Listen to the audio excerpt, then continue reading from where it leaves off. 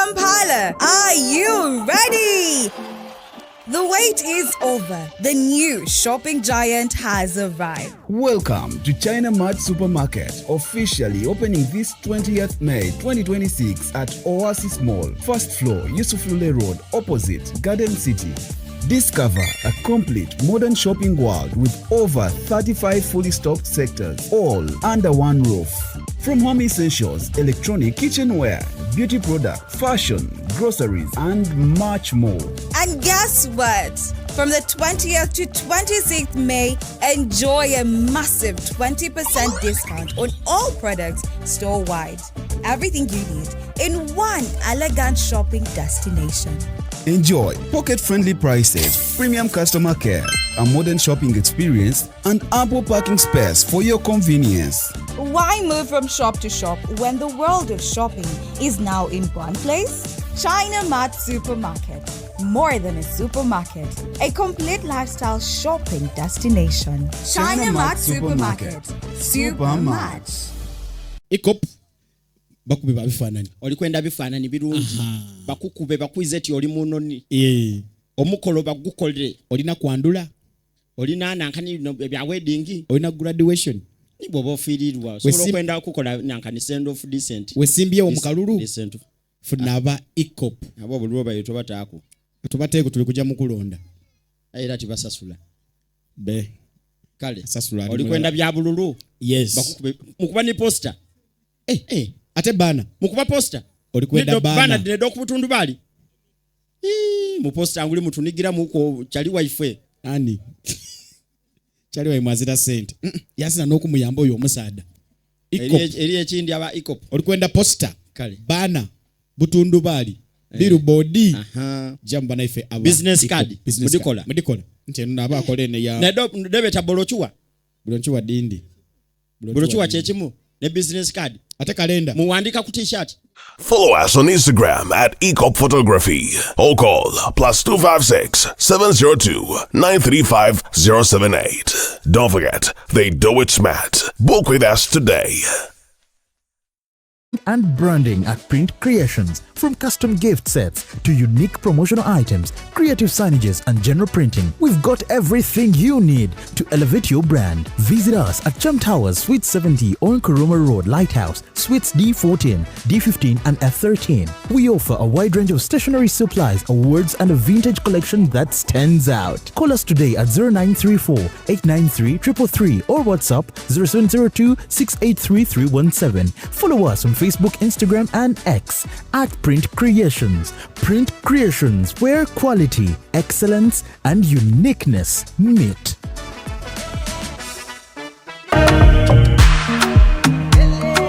All of the things they talk, I know they care.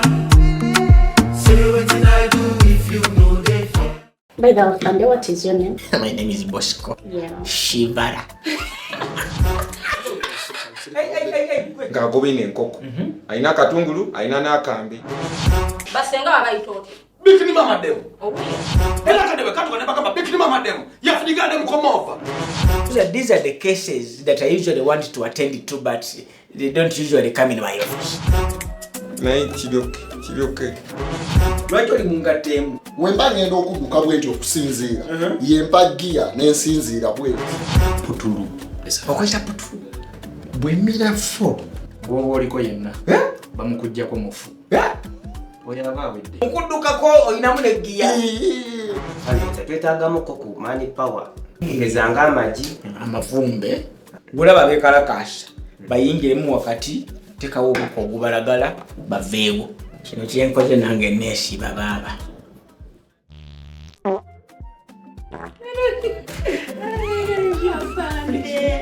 You do as you wish. Please.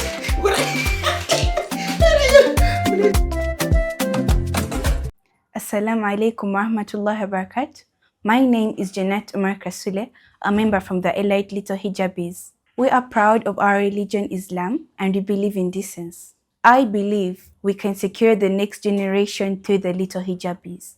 Registration is ongoing.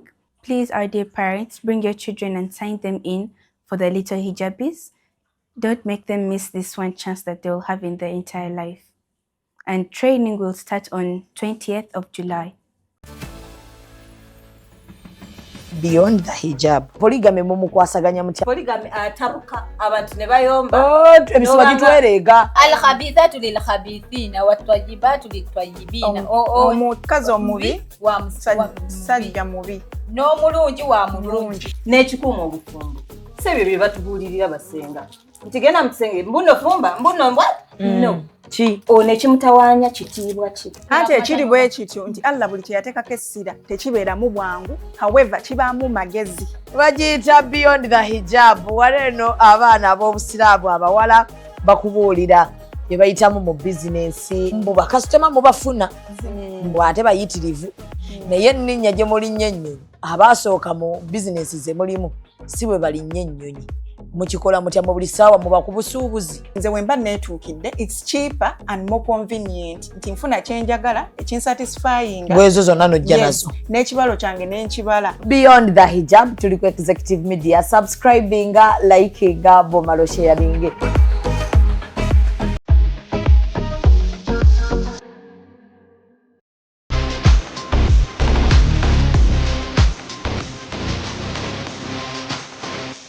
Full body workouts kumandi gye tubaamu.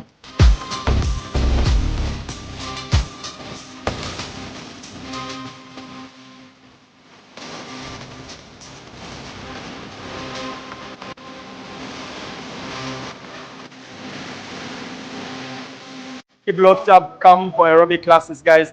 The class is massive guys. Fitness mode on. Kigenda kuba kirala. Monday to Friday nga biri. Don't miss out. We have the best coaches. Fitness mode on.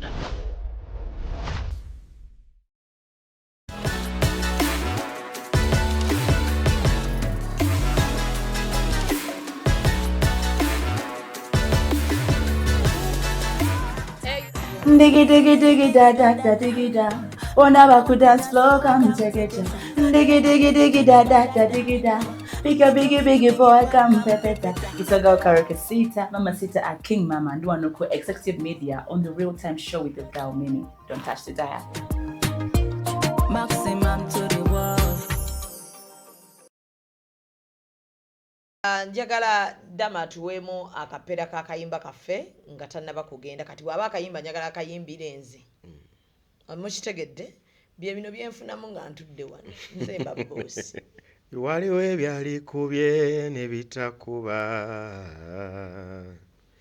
ebirala byalikumenye n'obyewangula.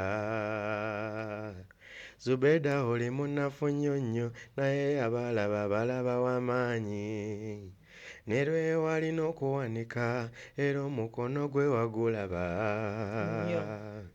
Walaba ekitiibwa kye bwe kikka ne kiwangula abalabe bonna. Na buli kyalumba ekyalumba tewali kyawangula. Omukono gwa Katonda guzze gukuwonya. Omukono gwa Katonda guzze gukuwonya. Eddoboozi lya Katonda lizze likuwonya. Eddoboozi lya Katonda liwologoma n'owona. Ndowooza mukitegedde ekintu ekyo. Olwo oluyimba nabadde njagala ddugula. Oluddemu olunnyimbire kati nga lwange. Ndikole ne video ng'oli wali otudde. Nga ndi wali ntudde nga lwange. Era olwo oluyimba sina kyendi njagala oluddemu nze ndwesasulire nga lwange. Ndugwana omwaka guno. Kituufu. Kiwedde. Oluvaano tugende. Era oyo mulaba nga luddiddwa mumanya nalusasudde. Proudly sponsored. Yes, proudly sponsored by Zubeda. Bwe wali owandiika oluyimba olwo. Wali oyinamu ku bizibu? Era obaako n'ebintu by'otunuulira. Nze oba wawandiikira bantu. Ebiseera ebisinga ennyimba bwe zityo ziva ku mutima oba relatinga ku bulamu bwo. Oli asobola okukubako ki story. Mu ebyo ebiseera byennyini actually bye bampandikirako ebbaluwa. Walwandi dwaris matemanyirwa abaddewo nga just nedda. Bwe nzija eno ng'avuddewo ensi netandika otukubira eno gye tutamanya ng'olaba oli mu bbanga tomanyi gwona annyonnyola ng'owulira ali genuine omanyi okunnyonnyola weekuli tunyonnyoddeko abantu ekintu enkeera ogenda okirengera nga kiri ku status y'omulala nogamba yi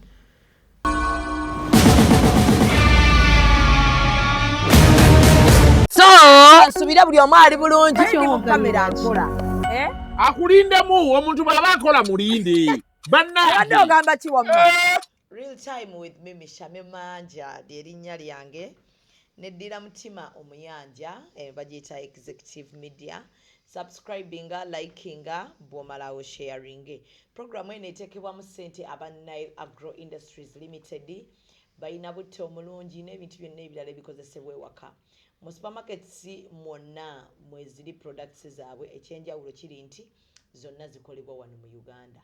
So Bubu by Uganda, build Uganda. China Mart yaggulawo eri awo ku Oasis Mall gwayagala ekyewaka kyonna oba furniture obukozesa mu nnyumba oba mu office gendawo ku Oasis Mall ojja kulaba ekipande kinene kiriko China Mart. Oyingire munda ebintu bya biri authentic birungi kosa ne mwabaagala ebimuli biri mu China Mart emiti emirungi egyo egy'ebimuli mwabalina amaduuka ngo yateekayo ogwo omuti odecoratingeko bulungi so yo Gibbs Bridals eri awo Kisaasi ku White Horse Mall omugole yenna ayagala okubeera ng'onyuma nga oli wekka nga kyoyambadde tewaliwo omulala ali akyambadde olina kgenda awo ku Gibbs Bridals ekisaasi kakati ndina omukulu alina oluyimba olukutta abantu ku mitima abantu kati mwe bakaabira abantu mwe bawumuliza ebizibu byabwe era omukulu ono emabega kaawo yakabeera nga awandiikibwa ebbaluwa okubanga yabbamuko omusajja omu naye agenda kubeera ng'atangaza ebintu bino tumanye bituufu si bituufu lwaki bambi bamukonjera kyokka ng'alina ekivvulu musajja wattu yatadde ekivvulu mu kifo ekikyasinze okubeera corporate ndowooza engeri gy'ali mwoyo okwesindika kuba kutono wali agenda kubeera ku ndere eri ntinda ndere bagiyita batya ndere center culture center so oli otya omukulu Damasco Sesanga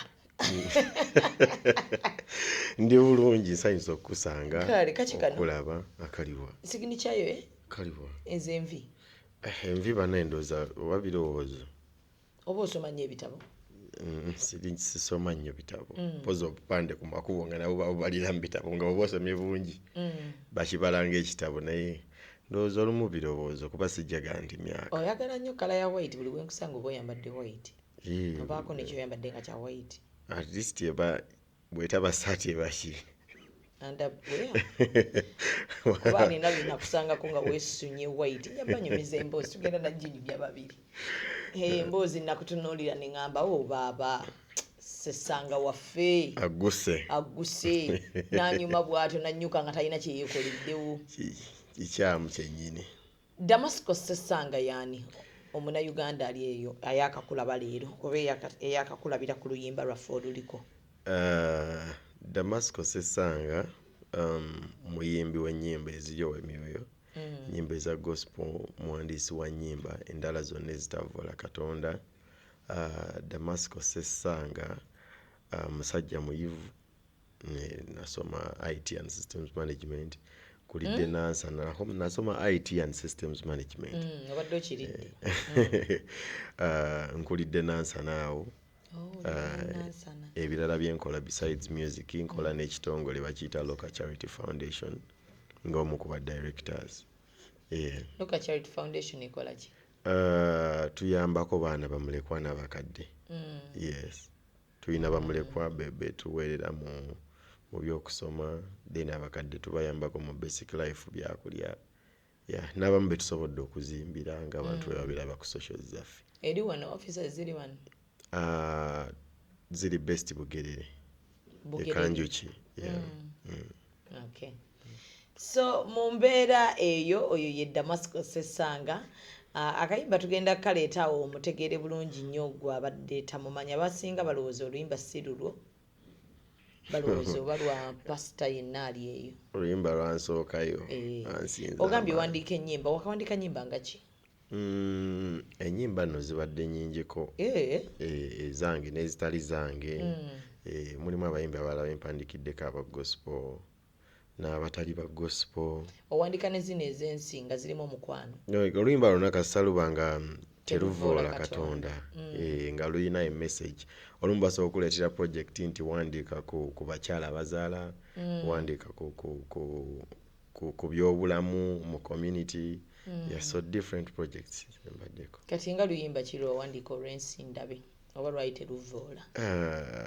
Okusinza ku side eyo mbadde nfubye nnyo okwekuuma nga abantu sibabulidde kifaananyi ekyo. But we work with several artists ku projects zaabwe. Oba oli awo ze stand yagadde kwasanguza nti nziri mabega. Nti kusigwa awandiika oba credit zo ozifunira mu kimpowooze. Tetusayininga na kusayininga naye bajja zitugambe nnyo. Banzijjamu kasito mpa akasente kange. Nze atalivaayo kujja gamba nti kati gwe bakuwa akasente omuyimbi omulekera nti ye yeewandiikira. Yes. Credit n'agitwala. Sente ziri worthy ze bakuwa okubanga credit ogiwaayo. Olumu teziri worthy, but the fact that ewavudde ebigambo tewajja kubulawo birala. Okireka ne ne bajja zitubulya ennyimba zo ng'ofudde. Era tekiri credit yo oligifuna. Kuba sinnalaba wano omuyimbi ayinza kusasula muntu credit. Era buli omu abasinga basigala oli akyali. Akuwaayo buwi lwakuba nti omuwandiikidde naye bw'agamba nti asasula oluyimba lwonna nga bwe baluwandiise ne credit n'ebijjirako tewali wanaasobola kukusasula. Kuba okkirizibwa okusigala ng'olwakwa copyright simanyi kyeriko gomanyi kyeriko. Ebisinga ndooza bagenda babitutangazaamu oba binaakola kati oba binaakola mu maaso awo, but so far era tubeebaza for a job well done. Naye n'olunaku olw'enkyera batuyise mu meeting batubuulire copyright egenda kukola etya, ne money collecting societies, splitting byonna bajja kubituyitiramu. Ebimu tuyiga biyige tetwabimanya ne mu kusooka. Kati nga galubindi goyambala kaaki malala maaso light. Si kitangaala n'amaaso engeri gye gabadde gamyuse nti tuyingira bukya. Bantu tebagamba kati nze mbeera nnyo mu studio obudde bw'ekiro mba ndowooza nnyo, so most of the things mbikola kiro n'owummula emisana. Emisana era mba nkola naye sirowooza nnyo nga bwe ndowooza ekiro. Weebakadde wakoddayo ddi? Nfuna essaawa engere ne neebaka. Teriiso limyuse. Damasiko oli mufumbo? Asiri mufumbo. Lwaki bapasita lwaki abantu abayimba ennyimba z'emyoyo temutera kuwasa? Abawasizza banjiire. Vixon yawasizza, Joseph Segawa yawasa, Pastor Twina Bati yawasa, Justin Nabosa mufumbo. Abantu bawasizza njagala bali mu myaka gyo ne sitayiro zo. Myaka gyange kiki? Sijja kumwogerera naye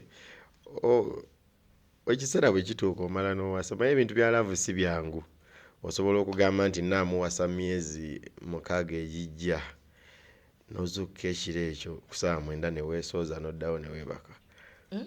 Olw'ensonga zo eziteebereka. Ebintu bya laavu oz'ozukka ku 9 ne weesooza n'oddawo ne weebaka. N'ogamba sijja namukubira naye n'obeeramu inbox yaawo. So olumu ebikuuma abantu nga tebawasizza bingi. Tonnawasa ku officially ng'omulina eka oba ne wakataliyo? Mbeerayo bwannamunigina bw'omu bwenti. Olisinjula? Bituufu. Olisinjula? Ataliiko yadda. Luli wannimba kitegeeza? Ataliiko yadda. Ewa. Ngeri nga tuli eri ewa ani bwe wagamba nti nno wangamba oyina omukyala. Lwali lunaku ki? Lunaku ki z'otera olimba? Anyway, nina omuntu gwe ndaba wadde era sibeera naye. N'ekyo tekitegeeza nti omuntu oba omulinamu ebirowoozo. Muli mudde relationship. Si boarding. Bambi. Kyavadde tebannamuwandiisa mu boarding.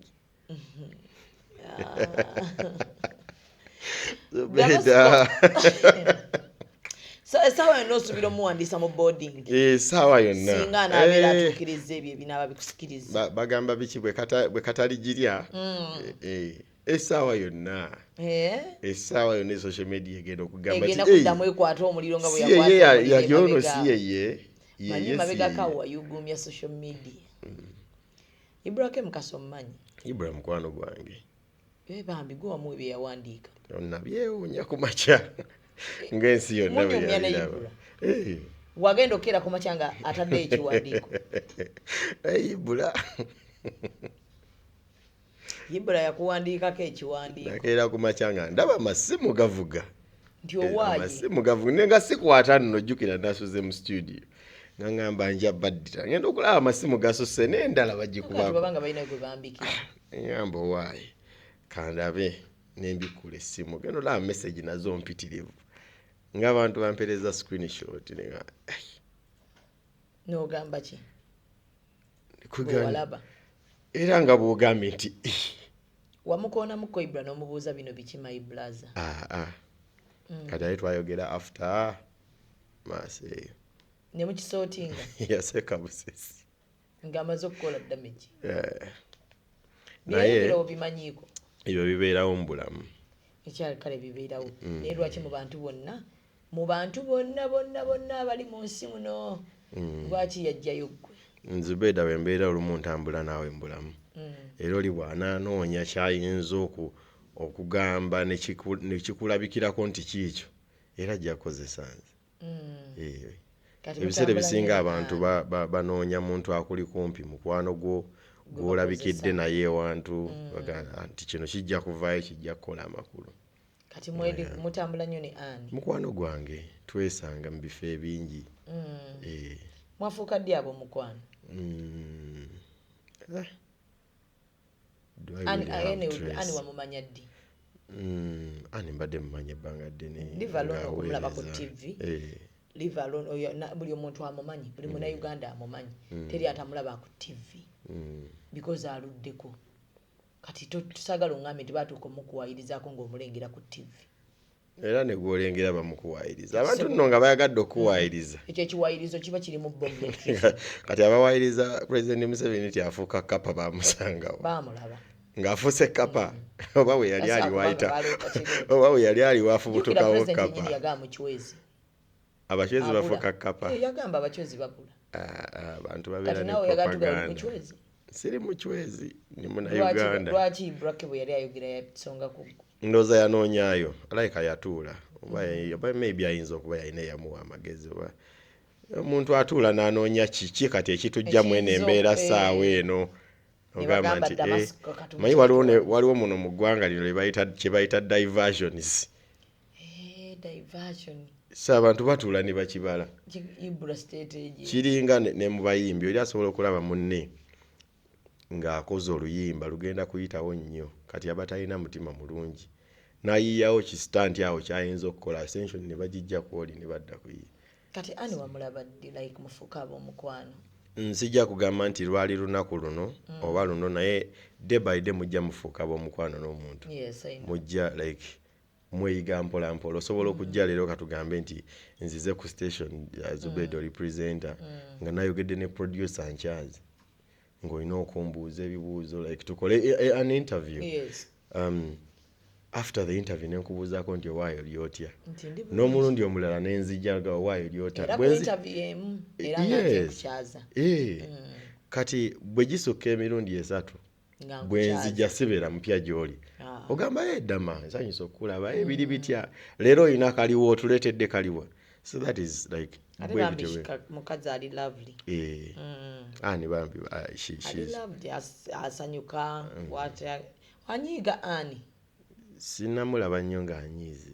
Nange sindwawo okumulaba ng'anyiize endowooza bw'anyiiga yeekweka kuba obudde obusinga aba aseka naye anyiiga. Guyina otugamba kuba nzi kati simulaba ate nze nange mbeera nnyo naye. Lwaki tewavaayo kwewozaako ku byakwogerwako kuba byalimu omukyalo omufumbo? Olumu ne wewewozaako ne bw'oteewozaako oyinza okumaliriza nga abantu bawadde bye badde tebalina kumanya details ezikwatako kati abantu kati bakugamba nti owaayo libba wa ani novaayo n'ogamba nti nedda nga bagamba ate nga watuula naye luli nti nedda bwe bava ku ekyo nga bagamba kati owuoyo ani omutuufu kati bamaliriza bayingiridde ne privacy yo so bw'otuula wange ate nga ekyenandyagadde okola ekisinga kumuprotectinga because nze generation eno ndabye nga the best gift you can give to your partner kuba protecting her from social media omuntu asobola okera n'amuvuma ekigambo kuba kati ffe twabimanyiira nkeera ku macyango oli yanvumidde ku luyimba olwa gospel najja n'ateekawo ekigambo ekinene bwe kiti ku post tatya Katonda abantu abamu munaaye tebatya Mukama batya poliisi kati omuntu asobola okujja n'akeera n'anvuma ekigambo nze ne sikifaako naye ate oli najja n'amuvuma ekigambo nekimumalako kale ffe tukyaza wano abantu ne boogera ku bantu kiryokka okunvuma kati gwe bakuvumira kyayimba na nnyimba za Katonda munaaye tobulwayo muntu nga yetakwagala nga talina nansonga gayo kivubuka kyeyimbyaimbya kyantama nga kiki awa nsonga kikwazi bwoga nti nakutama kitegeereke kanyinza okuba nakyaza omuntu yavuma omuntu naye kati gwe wakola ki abantu abamu munaaye abatakulinaako nansonga but they are irritated nawe bakuvuma bulijjo abantu batuvuma eyo bavuma abantu abayimba ennyimba za Mukama kati kangubuli Ezubeda eri abantu abamu nga bali irritated with good people nga ye bw'obeera omulungi ekyo kyokka kimunyiiza agamba yefuula ki omulungi beeyambya abantu ng'ekyo kyokka eri abantu nga their spirits can't be in the same sentence n'omuntu ng'alina omutima omulungi nga kimuyomya mbu beeyambya abantu tolina kye wamukola tolina kye wakola mikwano gye tolina kye wakola bamwetolodde naye nga ye just ali irritated by good people ayo taba setaani anti era bye byolaba omuntu ng'aliko emizimu jeje mizimu abantu babeerako emizimu kati gwe weebuuza ono eyagenda ojja ku peegi y'omuntu ntwalewo emyoyo ate n'omuwemula kati goyimba buyimbi tosabisa like tolina mafuta gatya togoba muzimu ffenna Katonda yatuwa obuyinza okugoba emizimu mu linnya lye anti abantu si be babeera bagoba waliwo abatalina bagiyita batya mukuyita kulabikirwa kati gwe Mukama yali akulabikiddeko emirundi ogutali gumu atulabikira mu bintu ebyenjawulo Katonda asobola okulabikira mu Zubeda n'akugamba kati olaba nga bwe twasinkana eri we twali ku mukolo gwa Ani just simple words of kind ngamba why ozene leero bakuvume ng'olwedde neeraliikiridde nina okujjambererewo kyali wange kamera ziri wali mpitirivu kati mu mutima nga tomanyi kiki kyendowooza mba ndi awo naalongo najja nankwata ku mukono tuyingidde nenzija kati Katonda asobola okwogera naawe mu bintu ebyenjawulo ne just Zubeda n'ayogera naawe naye nga Katonda yagamba owaayi kakkana si kinene nga bw'obadde olowooza so Katonda atulabikira mugeri ez'enjawulo kati gwe oyimba buyimbi naye tosaakwata ku muntu n'omusindika n'agwa musindikire ki Katonda nno yalina amaanyi ago bw'aba tagakuwadde kati nga bulaba nti bapasita bayimirira mu kyaki nakwata ku muntu omuntu n'agwa nammwe abayimba obuyimbi ennyimba musobola kikola ntuyimba abantu ne basumulula buli omu Katonda yamuwa area ye of ministry nga anointing ye eri awo ekirabo kye kyekyo nti osobola oyimba omuntu n'asumulula ekibadde bimusibye ne bimuvaako eri abamu nga yabawa kwogera ng'ajja n'ayogera kati olaba nga leti abantu bawuliriza nnyo Pastor Romushana nti ayogera ebigambo ne bikwata ku balokole n'abatali oli n'agamba amulabye yalina omwana gwe yawadde ebibye okitegeera nayitatudde kati eri abamu nga yabawa amaanyi nti osanga Pastor Kayanja ng'asabidde omulema okugulu nekuddawo n'atambula n'osanga Pastor Bugembe ng'asinza businza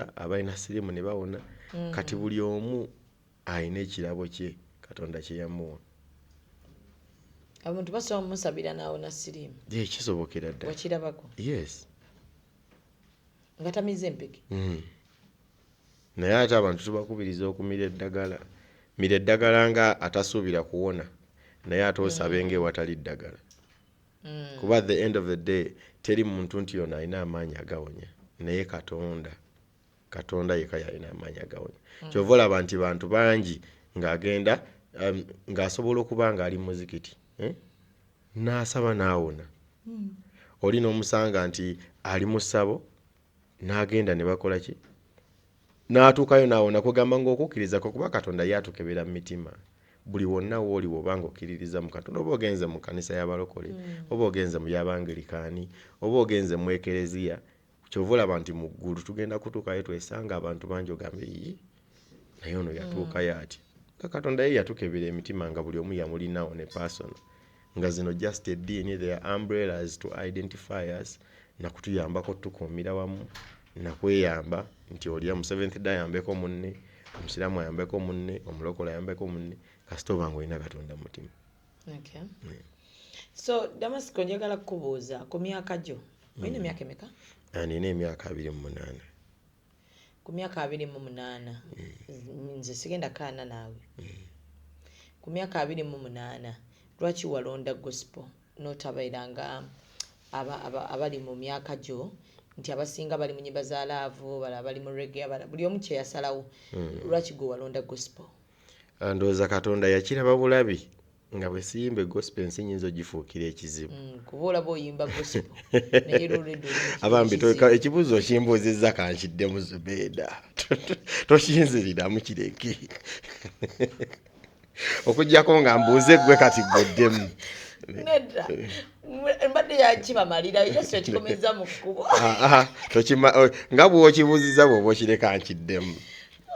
Takutya gwe ntya. Katonda yakiraba nga bwe siyimba gospel nyinza ofuukira abantu ekizibu. Oba okuyimba nali nkutandiseeko nga n'ennyimba mpandiseeyo ndowooza zaali 3 awo za ez'omukwano. Kati waayitawo ndowooza emyezi ng'ebiri nendokoka. Nendokoka ndowooza Mukama yakiraba n'agamba ono bwe tutamutaasiza wano eno maaso eyo. Eri abantu abamu nga Mukama yakira. Nze nina abantu bendaba kati olaba nga Musumba Rw'omushana singa teyali mulokole singa abawa. Bano abantu abatuterera jana batuleetako akajanja nti ki ono ayagala okwefula nti senga awo yakubuulirira. Pastor Rw'omushana alina ebigambo byakozesa nendabira ddala maama wange. Waliwo edda twali ewaka omukyalo omu ku mikwano gye najja namugamba abaana bampiseeko mu kkubo ndowooza tetwamulaba. Abaana tebajabuuza, tebalina mpisa biki. Nga tuwulira omukyala ali wabweru atoloopa tamanyi nti already naffe tukomyewo. Namugamba nze bwe nti bwembeerawo n'abange ogira obeera n'ababo. Maama waali yafa awo mule mirembe Debora Kayaga. Namugamba bwe nti bwembeerawo n'abange ogira obeerawo n'ababo. Bwe yadda munda n'alyoka atugamba lwaki yemubuuza abantu naye nga ye tomugunjulira mwana. Mwana ye tomwogerera mafuuku. Kati eri abantu abamu nga singa yali si mulokole. Walokokerawo? Nalokokerawo Pastor Bugembe. Najja ku kyaki nali mperekeddeko walokoka ku myaka emeka? Myaka gyali emeka but kyenzijukira ali 2012. Twali ku ssomero eyo. Kati ku ssomero twabeeranga bafujjo. Manyi bano abaana baleeta omwenge ku ssomero, abaleeta kuba. Literally ndoozanga mu kirasi yaffe ffe tuintroducinze ebiragalalagala awo. Tutegeka zaawo sipate oluva ku ssomero ne tukuŋŋaanya n'abaana b'amasomero amalala awo. Twalina kazini waffe nga wa ku St. Lawrence nga tubeera wali kati nga maama we tabeera yeeka ate yamulekera ennyumba ziri awo mpitirivu. Kati nga ekibeera wali nga tuli bakitalo nnyo. Kati bwe twamalanga okukola ebintu ebyo byonna effujjo lyonna nga tulina muffe omu baamuyitanga Brian Ssekibaala nga ssebo ye ku Sande agenda n'asaba kati nekintabula nnyo nga ndaba life yaffe gye tulivinga ne bye tumaze eno okukola omuntu talina bwamaliriza ku kyaki ku Sande. Kati neŋŋamba walina okubanga wali ensonga etwala Brian ono ku kyaki ya Pastor Bugembe ate nga tuwulira eri abawala abalungi biki. Neŋŋamba kaŋŋende ndabe Brian ono ekimutwala ku kyaki. Wajja toze kulaba buwala? Najja kulaba kiki bw'aba omuwala gy'ali mulabe afaanana atyo oyo amusindikiriza ogenda ku kyaki. Kumbe munaye Brian jjajjawe yamukako kugenda okusaba ng'etteeka liri ewaka wali byonna bikole naye ku Sande gwamanyi gy'olaga naye tebaakola ki ate ng'alina mikwano gye jjajjaawe egirina okumubulira nti kituufu walipootinze kuki ku yeekaalu kati nga musajja talina option okujja olina bw'ogambira nti natudde mabega natuddewa olina okumekenga sure weeyisaako kumpi n'aba namubuulira nti wabaddeyo kuki ku kyaki kati nzijja mugambo waayo tugende ndabe ki ekibireyo ku kanisa yammwe jjajjaawe n'asanyuka nnyo nti afunye n'omukwana amutwala ku kyaki kumbe nange ezize omuyaya ntwaleko ku kyaki nentuukayo nali naakatuuka awo bayimbye bitukyamudde olwamala okuyimbayo bati ne bagamba abaagala okulokoka nesanga sigenze mu kukyamukaawo nensituka wuyo nzikiridde paka maaso sirokose ne batandika okumbulira abalusookedde ddala nenkyamukirira awo ngenze maaso ndokosi era eri abantu abamu nga noza beetaaga ne batuddiramu okuba twalokokeramu excitement nga weetaaga ne baddamu ne bakuteera omusumba mu maaso oddemu olokoke kati kyotegeera kuba luli yali excitement twage omanye endongo esobola okukuba yakuba n'ogamba nga bulaba endongo bwesobola okukutwalira ku bbandi ogenda okizuula ngaewaka wawalese kilomita 5 naye ng'ogenza okumba n'ababbandi kati yeffe tuli kilomita 5 mbulokole munda naye nga yali excitement ya music nakujja kulaba kyali wange kiki kino kyasange kati bwenti bwenyingira kyaki tewaddamu kufuluma buli Sande nga naawe ofuuse nga ntandisa awo okujja nentandika okubeerangawo ku kyaki nzizeyo ku ssomero tukozesa scripture union ebintu bikyusa awo abaali abayagana ne mutandika kukola scripture union era ekkanisa yasookamu bagirlfriend bange abaali ku ssomero anti balina okugoberera omuntu wa bujazzi ate kati ajja abasumbemu kati obakyusa olwo mindset nga nabo tebakikkiriza kati abasinga ne mu scripture union bajjanga kulaba kubajjukira nze njitandise nze abuulira kati nga abasinga bajja kulaba kiki enyini kyayogera munnaye Katonda akuwa ebigambo kyova olaba abantu abali abaweereza ba Katonda mbawe ekitiibwa kyabwe omuntu bw'abanga olumu bakola ensobi nogamba nti omusumba yakola bwati ne bwakola bwati naye ng'osobola okuyimirira Katonda n'akuwa abantu 3,000 ng'oyogera nabo buli Sande tegaba maanyi go Katonda yennyini yabakozesa yabayogerera mu ggwe so ndowooza Katonda ye yankozesanga kuba ekisooka nali simanyi Bayibuli sigirina naye nga nyimirira nenjogera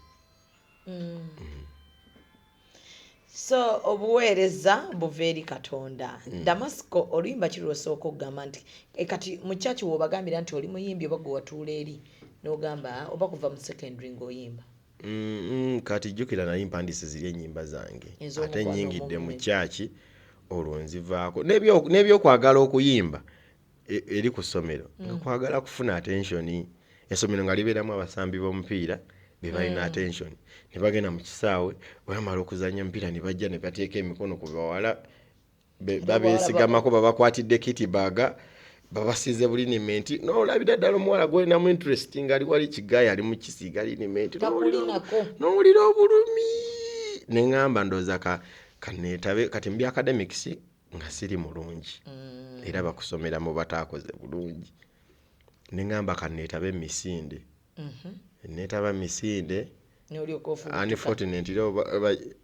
unfortunately nali mu bataano abaasemba sibeeta nakyo nikigaana naye era kyali kirungi kuba bwe twatuuka wali eri mu compound ne tweyala abaana bawala ne batusiiga linimenti ne ŋŋamba otyo kyewayagaliza embazzi bugulukosi babuleese obuzibu bwe bwava nga ku Mande balina okusoma ebyavudde emisinde ne bansomera mbasembye nga kino tekijja kukola ate kiyiwa ekifaananyi awo wendandikira ebyokuyimba ate bwenvaayo bwendokoka kati bwe nalokoka nenjoyininga teams nga mpandiise ennyimba zange waliwo akayimba ke nawandika kaali ka mukwano when you look in my eyes tell me what do you see inside still love olwo olina gw'okayimbira Wede bibiseera nga tulina abawala olina goyimbira naye ali ku musambi wa mupiira nga mwebali obalaba by then waliwo akawala baali bakayita Nabisubi nga kalina amaaso amalungi manene yagamanya galagawo ennaku ze ennaku naye banaye mwembe gwaffe simanyi bwe tugenda kusanga jjajja gwe bayita Nabisubi bonna ndowooza baafa baana babatuma prince genda kusanga jjajja omusajja nga ye Prince Kamal bambi goyimbira Nabisubi munna ensonga za mutima olwo nzija mu kyaki nenjoyininga Teens Church kuba nali teenager wa Pastor Bugembe kati awo waliyo kwaya y'aba teenagers nyingidde ebyokuyimba omukwaya mbeerayo emabega tubeerayo kinyumu kati lumu waliwo galuyimba bamuyita Emma Lukofu naye nga nkimanyi ababakinga ati najja nansaba mu bakingeko ababakinga babawaayo kasente mugana naye tompa kasente nze nange nsasuliraayoko oluyimba mu studio yimba lwali lwa $5 nasasulako 3 tetwalumala nayo paka leero tofunanga ku mukitundu kujjayo luyimba ne producer studio yaggalayo yadda mu tours and travel kati musasulire omulimu gwatakyalimu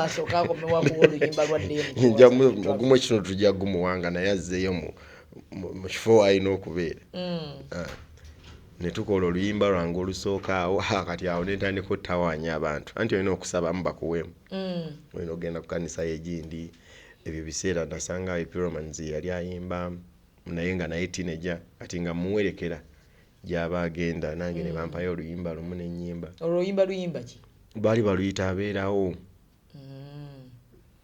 kati mpola mpola awo mu kubeera available njoyininze main choir mu church awo ya pastor over the years and over time ngenda okulaba pastor musemberedde tukozeeyo oluyimba tukozeeyo olulala ndoza nze muntu akyasinza okuba n'ennyimba ennyingi ne Pastor Bugembe oyo era mpadde platform nenenya tuweeko ku nnyimba z'olina ne pastor twakola emigogo gyaffe ajetika nawe jangu akutikule twakola esale wangula sabe sala kuba esale wangula tuyina I'm very well tuyina ndi mu luno olusozi lujja kuvunama luno olusozi waliwo njagala Yesu abeere nange njagala yegwe ampanguza tuyina era zonna na pastor bannange ekituufu leka gwe kyasinza okuba n'ennyimba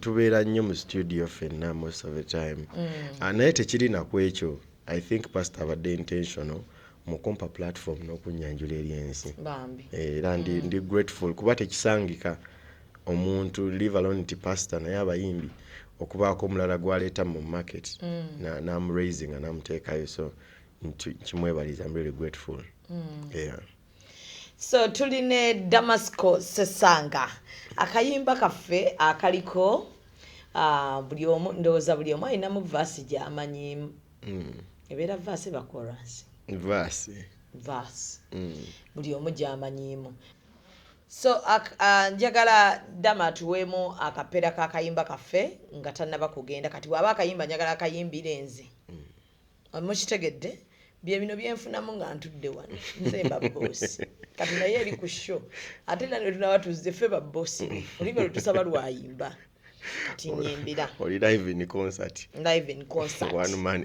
one man army nasasudde kyo yonna egera kuggwera wano kuzi waliwo ebyalikubye ne bitakuba ebirala byali kumenye n'obyowangula Zubeda oli munafu nnyo naye abalaba w'amaanyi ne lwe walina okuwanika era omukono gwe wagulaba walabe ekitiibwa kye bwe kikka ne kiwangula abalabe bonna na buli kyalumba ekyalumba tewali kyawangula omukono gwa Katonda guzze gukuwonya omukono gwa Katonda guzze gukuwonya eddoboozi lya Katonda lizze likuwonya eddoboozi lya Katonda liwologoma n'owona. Ndowooza mukitegedde ekintu ekyo. Olwo oluyimba nabadde njagala ddugula oluddemu olunnyimbire kati nga lwange ndikole ne video ng'oli wali otudde nga ndi wali ntudde nga lwange era olwo oluyimba sinakyendi njagala oluddemu nze ndwesasulire nga lwange ndugwana omwaka guno kituufu kiwedde oluvaano tugende era yomulaba nga luddiddwa mumanya nalusasudde proudly sponsored by Zubeda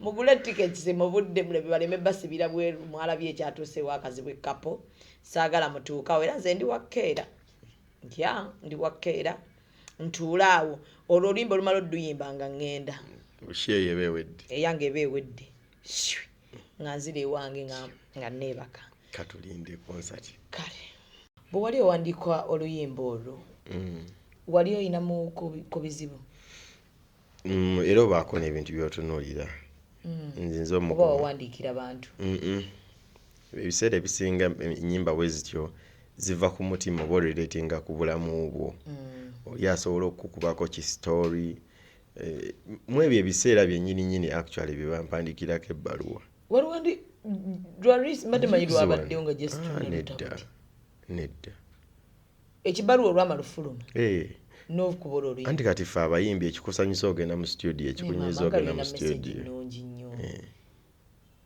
waliwandiisa nnaku kugamba otunuulira ebintu nze waliyo ebintu ebibadde bimbaako kati ekisinze okummenya ennyo in life and I don't want to get into that kiina engeri gyekinkosaamu naye buli ekintu ekibiirwa ekiyimbaako mu bulamu nzijukira I remember my mother kuba ffe nga tasobola kuganya kintu kubaako nga ne waba waliwo ekitaatambudde bulungi nnyo edda newe nabanga ndeetinga ng'aba amanyi buli kimu bwe wabaawo ekitaatambudde bulungi nnyo ne girlfriend wo ng'amuyita mujje twogere bw'agamba nti waayi nawulidde kino ng'agamba jangweka ombulire kiri kitya bw'alaba waliwo ekitatambudde bulungi ng'akuyita agamba naye bijja kutambula bulungi ne mu music ono nga buli wenvanva mu studio ne bweguba munana gwa kiro kuba nze music ebiseera ebisinga nkola kiro nga ntuukira wali eri ewa maama ne bw'aba tagguddeewo nga ggulawo akadirisako ku kisenge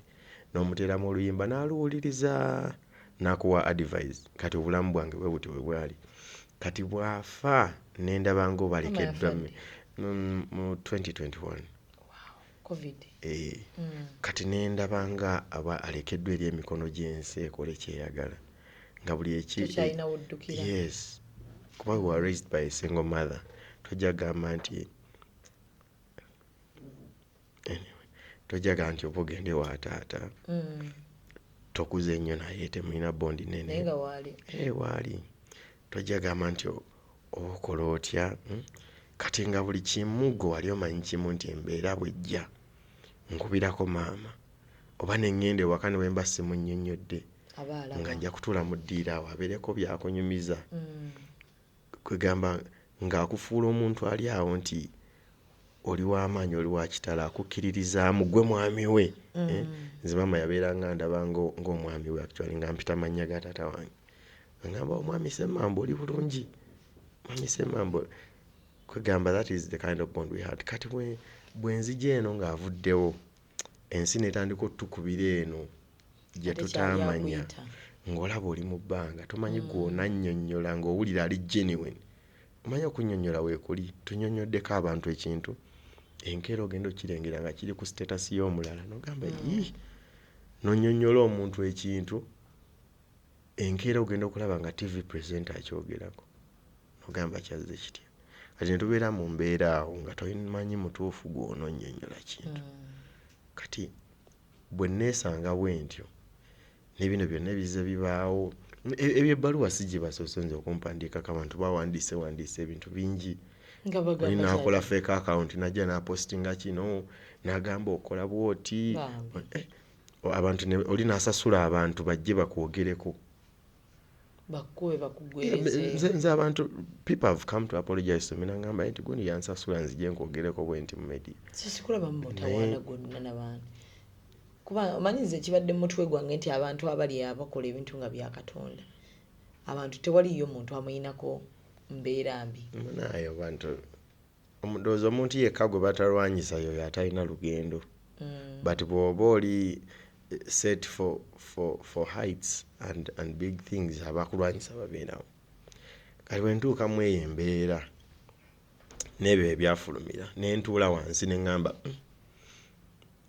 muntu kigwe nandikubidde awo wennyini nga nakatunula ku message wenti neŋŋamba muntu kigwe nyinza okukubira saawa zineeno nantegeera of course nasooka kubira ani nemugamba waayo ebiri ku internet obirabe nangamba ebiri wanga tannabiraba nemugamba nga tanaba nabiraba wow nemuga agenda mu inbox yolabe nabisoma nangamba isn't this like costing you I'm sorry you're coming into such drama nenzijako essimu nensabako kubanga switching ddala off like I hanged up nemugamba etujja kwogera later nensaba kubanga nze ebintu ebisinga bibinnomba nsaba kati wakati awo mu kusaba I reflected on a lot of things ebize bi happening nengamba singa maama abaddewo oba oli awo nandigenze cause it was morning nentula nenywa bunywi kyayi ne mbase munyonyodde nengamba akasita wali omuntu omu akyakkiriza nti maybe kino tekiri bwe kiti akyasobola okugamba nti atofayo ku kiki bakwogeddeko bwe nalaba binnemeredde bwe nemererwa kaabo olw'omunyinda n'ennyimba ennyimba era waliwo ka session ke nakozaawo ku internet nga ndi mu kuyimba neŋŋamba like olumu nkaaba bwe bimbula n'ennyimba w'ennyimba that is how my life has been so I hit studio nga nzijukira ebintu ebinze ebizze bibaawo neŋŋamba naye nekino nga tekizze tekigenda kundeka wansi kuba story embi bwejja either ekuleka wansi oba ekuleka oli frustrated oba ekuwanika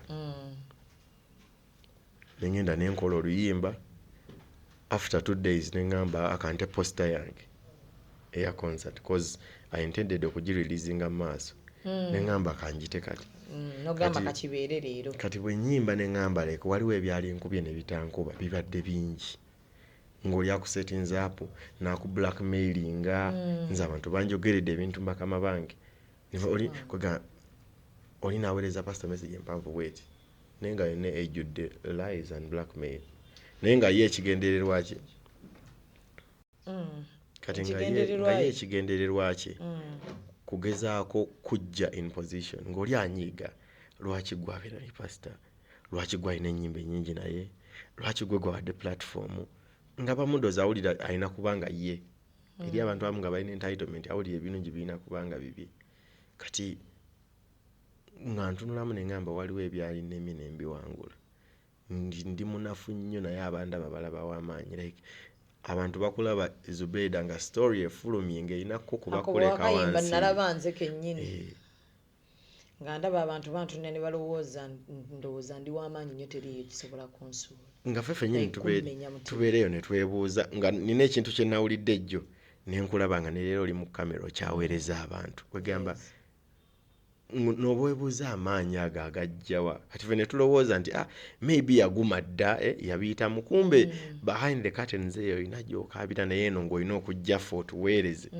ng'oli munafu naye nga ffe abalaba ku kamera tugamba Zubeida ze n'obulango buyabuyisaamu bulungi nnyo tulaba w'amaanyi exactly kwegamba Katonda ebintu ebingi byazza atuyisaamu n'otunuulira ne stories z'abalala n'ogamba awo olaba mpiseewo nze nino maama wange bwe yafa waliwo omuntu awo omu ku baali mikwano gye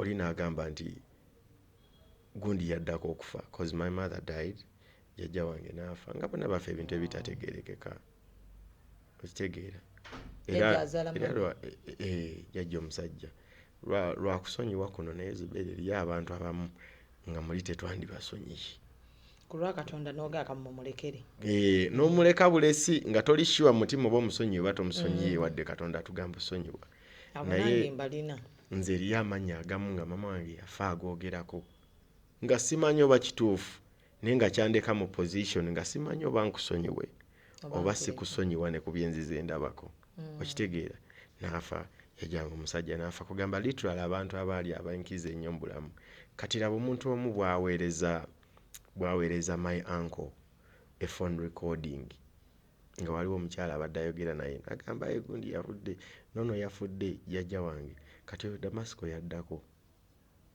anti yeefulayo atalina tabbu ebyo like eyo phone recording baginteerako nga ndi mulwadde nange abasawo bawuliddwa ekinnuma nga ndi bubi nno era Zubeida ebintu by'abantu okweraguza n'eddogo ebyo gyebiri omuntu buli waafuna akadde yeesabireko kuba nze nabeera awo ndowooza bulwadde abasawo bankebedde tewali kinnuma naye nga ŋŋendera ddala ng'obulamu bugenda mbuulirira ddala bugenda buggwawo kati sisita wange kyava akubirako wanga mugaye banaye eddaama ali bubi ennaku ziyise bamukebera tebamanyi kimuluma nagamba naye oba tukuŋŋaane tusabeko nga famire nzije kuba kojja waffe oyo gwe bazaala ne maama tukuŋŋaaneko tusabe nti it's okay tujja kusaba nti singa bw'okitwala lightly nga bwe nkikugambye ku ssimu nti tusabeko busabe namugamba kale bwe nva ku mulimu tugenda ku meetinga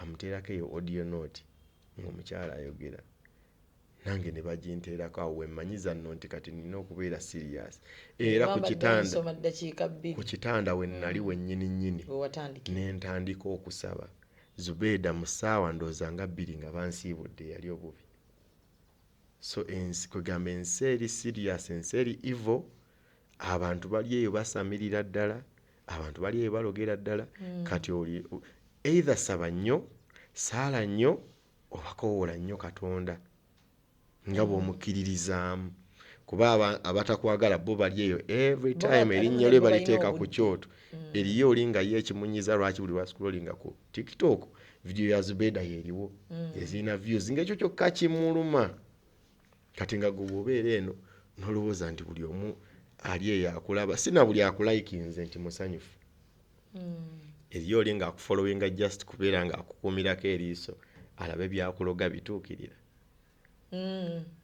kati bwe bulamu bwe tujja tuyitamu ng'oli asobola okuba Zubeida singa katonda asobola okulaga entalo zakulwanidde zotalegedde nako oli naakwogerako ekigambo n'abakuwolereza ne babeera balala nga toli basinkana ne story gyakwogerako toli gimanya naye nga katonda olutalo yalulwanira eyo ng'oli yayagala okublackmailinga oli yayagala okuframingira abakutta naye n'otakimanya nako abantu ne batabuka butabusaawo bokka na bokka nogaa naye gundi nga yatabuka ne gundi naye nga tomanyi nti abo mu kampu yaabwe wali nsonga nnene nga bakwogerako kati ebintu ebingi katonda byatuyisizaamu olumu oba tolina kyakumuddiza okuggyako okumwebaza kyovulaba abantu bali mu mizikiti nga si nti ayagala nnyo ebintu by'Ekulaani ne Allah naye ng'oluusi bw'alaba katonda ebintu byamukoledde talina kyakumuddiza okuggyako okugenda asale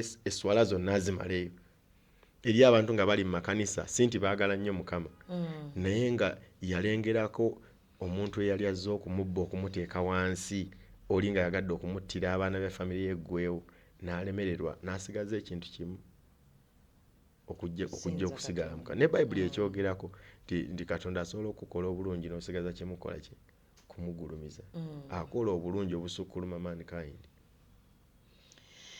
Ku executive media kwoli ndi ne Damasco Sesanga ina show mu nnaku zomwezi ziri meka 14 August 14 August mwezi gwa 8 ku Entinda ku Ndere Cultural Center okuyingira sene ziri meka okuyingira 2 ne 5 nagambye nabadde nga mwami wange ngenda kujja mu show yo nga neyanziza bannaye ngenda kujja mu show yo era ndi omu ku bagenda okukuwagira obugambo kubidde wano era ne wano tugenda kuwa obulango lwa luyimba olwo thank you lwa luyimba olwo nalwagadde nnyo lwatuuse wosiimira like message yange yatuuse nga sirina kyenjogedde.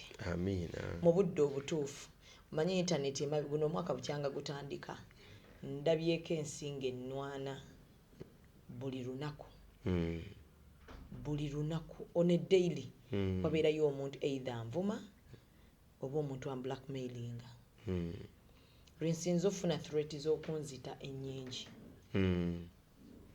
Naye ate omaliriza okyaliwo. Nebaza Katonda teriyo lunaku lwe banjogeddeko ne star appearing ku camera. I appear every day. Dama every day. Ne threats nzifuna ne baziweereza nze ku simu yange ez'okunzita. But siganangako kufuluma waka naye simanyi lwaki nfuluma. Katonda abajja kukuuma. Nfuluma nga ndi mugumu nga mu mutima juya nti wali kigenda kuntuukako. Naye nga n'okutya ntya. Anti emolokego ekuveeko emabega ogitya. Owa booda akulya ebbali omutya. Buli kimu n'obeerawo ng'okitya n'otambulira mu munkiki naye nga bw'otulawo ne weebuuza abantu ne bakola ki. Okinoonya nga tokiraba. Ne lw'oyogera ekirungi ne lw'oyogera ekibi waka gwokola bala gwe bakola naye obwo olubeerera abantu bamugjamu ekibi. Gamba ne lw'otazze era bajjaga kati lwaki teyazzi. Yatya ne lw'olabise bamuvuma lwaki tasooka n'alekeraawo okukola. Bw'olekeraawo wategedde kati lwaki tokomawo n'okola oyina entondo. Kwegamba obulamu nina engeri kati gye nabutegeeramu. So oluyimba luno owulira otya ng'olulaba yeggwali ku for you buli omuntu aba ateekayo number 1 hit buli muntu anyway buli muntu buli omu mulabye nga lumukutteko like wawandiise message ng'etuuka mu buli maka ga muntu mu buli mulamu bwa muntu ng'asobola oyimirira n'ayimba oluyimba. Owulira otya muli? Kwegamba nziriza Katonda kitiibwa. Ekisookera ddala nti abayimba bangi naye n'owandiika ekigambo ng'olinga eyabadde mu kisenge ky'omuntu ng'olinga awuliriza essaala ze ng'olinga atunulidde obulamu bwo bwoti ng'obutambulirako ne drone.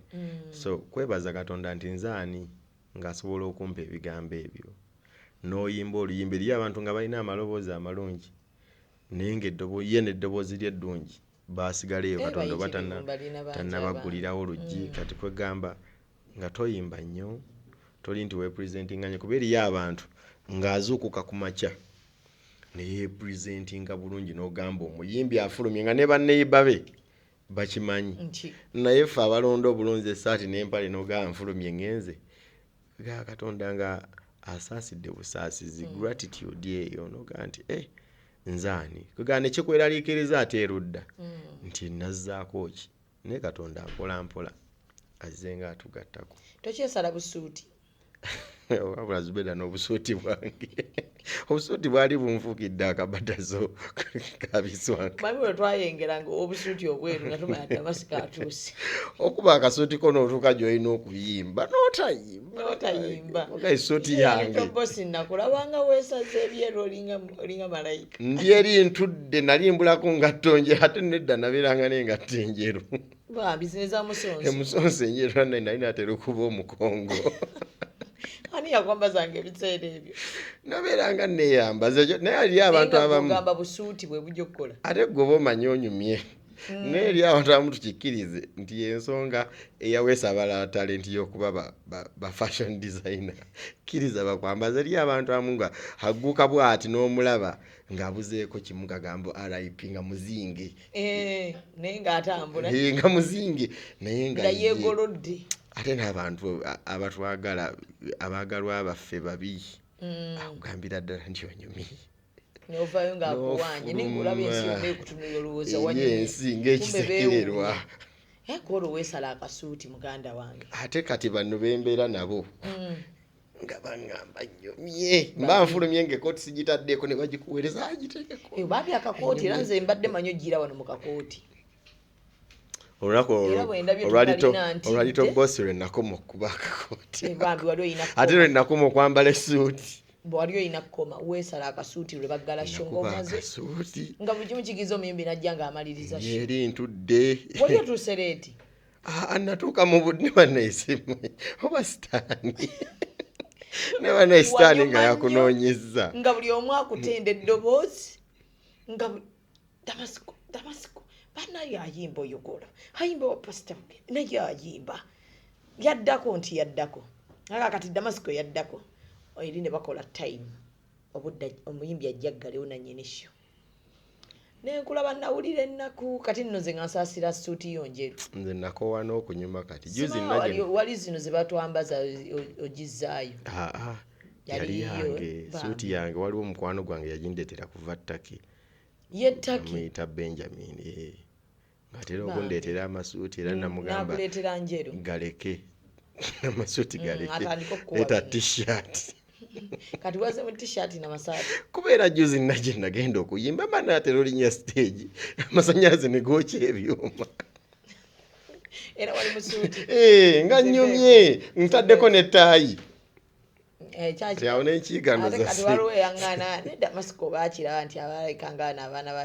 small worship team mbu abaana ba worship team be bambala ne bateekamu akataayi kyokka nga kati gwe oli ku muyimbi level ndala aka singa ayambalanga mukati watandise olinganga pastor ye bw'aba ali wajja ensi tugiterako bwerera amaanyi si wali ogitaddeko amaanyi mangi anti nga ngezaako shooting erimu n'akakindo olina okugguka ng'omuyimbi ng'otaddeko ne buno bwe bassaako egundi ku stage tekusuula ogw'omusonso tekusobola laalira mu kituli kya stage gusobola nze ndabyeko abayimbi ng'agwa ku stage balabye bangi naye banno bonna babadde baabivaako kati nga bambala zino engatta endala zino ezasudde David Lutalo musajja naye ekisoolo oba yamuzitowere yagudde ekigo ngera oluyimba bwe lugamba David bw'ataatutuge butuzemu akagulo tujja mmutuga simaanaawo okyambala ekyekigatto anti kyekiriko tikisobola okukuba ekigo kati akireese asinga waliwo engato gyolaba nogaa lwaki bagireese mu maketi gundi ajjajjambala ogaa bandi mutaasizza butaasa ne batagisuubuza Uganda yagwa bambi nenga basinga girekedde abaraga era abantu abasuubula mu tutaasa eriyo product ezimu ezitalina kujja Uganda namwe mulina kwetaasa ne mutazigula anti gwe omutima wakava mu masuuti ogenda otya mu ngatta ezitowa kyennyini ekirina okuleetera ebizibu omutima kye gwagala bwe buzibu kati kana akayimbi akaviiri mwe mwakasalawo ne pasita kammwe katya kano ak'ekimemeya bwetuuka nogaakankule kuba kati edda nabeeranga enviiri nzisibye wali osiba enviiri nze ne mu kusoma nga enviiri zange ensibe ng'olinga Exodus nga mama wange era yazinsiba bambi kati n'ozijjako nenzijjako nga waayi kati oliva eriyo gy'otuuka nga tebajja kutegera naye wali era pasala omushana yatuyambye nnyo okujja eri amakanisa ag'olugezigezi nina gye natuuka eyo nga tebakuwa kazinda nga naakatuuka ne bandeetera akasaniriza nti nkutidde okole ki nsanirira enviiri zino nti bavuddeyo tosaniridde mulimu ekyangu waggulu nabangambaye kati ojja kusookoddeko wali osanirire ku nviiri then oyingire oweereze toggwe baba akalengera enviiri nga n'empale ya damage ne bandeetera ekikwansi nga tewali damage tebamanyi nti empale si yali mubuweereza ati baba baagala mufaanane kye muweereza abantu abamu bafa ku bya mubiri naye ebyomubiri ebyo mubifaako nnyo abantu emitima negisigala nga mivundu nze nsanze nnyo abantu abalungi mu bbaala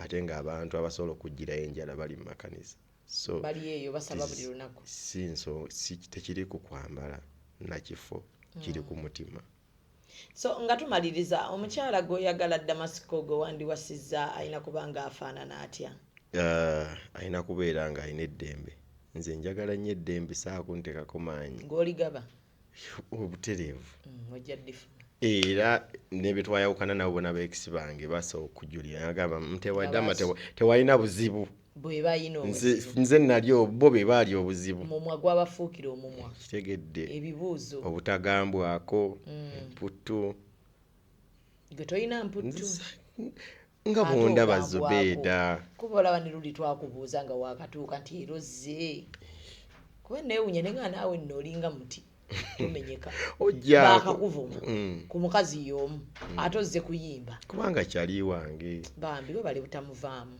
Zubeeda eri abantu nga akuwuliriza ng'ensi teriiyo kati nga tolina kyakumusasula kirala okugyako okugamba nti bw'aba akkirira kanzikirire naye naye nabagambye nina abantu bange wano nga ensi yonna ne weeba emukubangwa naye kati awo oli mukwano nga gwamanyi toli bannyonnyola naye oba bamukuba bajja kumukuba oba kugamba ng'obula kubongera bifaananyi birala na vidiyo kimwongere okay.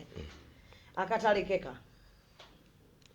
keka ndowooza era abantu ennaku zino njala nnyo okujjukiza abantu okusigalamu obuntu nti weewale nnyo okubanga omuntu ali eyo bamukwano gwo bamuganda wo naye ng'ekiwundu kyalina mu bulamu bwe ku mutima gwe kiri in the shape of your words ebigambo bye wayogera olumu tujja ne tukomentinga ne tukola posti n'okola ekintu nga gwe gy'oli it is as easy as typing and posting naye nga kigenda kuleka ekiwundu ku mutima gy'omuntu nga kiri in the exact shape of ebigambo byogedde olumu abamu bafa olumu abalala ne babeera frustrated olumu abamu ne beekyawa oli n'ava ku family ye n'ava ku mulimu families ne zisplitinga kati beereyo weebuze nti ekigambo kino kyenjogedde ku mukyalo ono amufumbo ng'alina bbaawe waka mulese mu bibuuzo kyewaka ogenda kwogera ekigambo ng'asaaga ku mukyala nga bbaawe mukambwe abadde ng'amukuba n'amugirayo n'obuso agenda okutuuka ewaka agenda kumutuusako trauma gy'otamanyi naye nga yatandikira mu bigambo byo gwawo otudde n'akasimuko ng'oli mu live ng'olowooza nti kwolina ofunira views so tuddemu obuntu we can still get views we can still make money nga tetufrustrate nze bulamu bw'abantu amiina katubeerekereze eddangasho mukama wange ennaku z'omwezi nga 14 August tugenda kubeera ku Ndere Culture Center okuyingira $2,000 ne $5,000 emmeeza ya $2,000,000 okay mwenna mugende ku Ndere Culture Center awentinda tuwagire ddama yesho yeesoose show yange ndowooza yakusatu obadde endalo zikolerawa nakolako eyasooka ku golf course yali ennettidde yali VIP show abantu bajja nejjula era buli service provider n'asasulwa naye mu kuvaawo nze bampanga ezifiseewo bampa $16,000 ne tuzigendamu ku gavana zaali zibayingiza twayingira gundi yajjaawo n'ayongerezaako ng'alinamu ku ssente ne Naloozi ne Jeff Kiwaawo baali bakutegese wali weetegese nali neetegese abaali ku mulyango nga bwe babalaabalamu ezifikawo sigaze $10,000 naye nga buli omu musasule ki ekirungi naye ekirungi obutaleka mabanja eyokubiri yali ku Worship House Nansana wafunamu yakola bulungi nafunamu wagendako netookeeka naliteekayo nga sinaba nakuyimba nga tetunnabala naziri ku mulyango kitegeeza ku mulundi guno yankola bulungi so ku mulundi guno ndowooza eri abantu abamu nga tujja basindika ku mulyango osooka osoloozeeko ezizo ndyoke nze nyingire munda kale munzikirize mbasiibule musiibe bulungi mweraba Executive Media. Focus, innovate, succeed.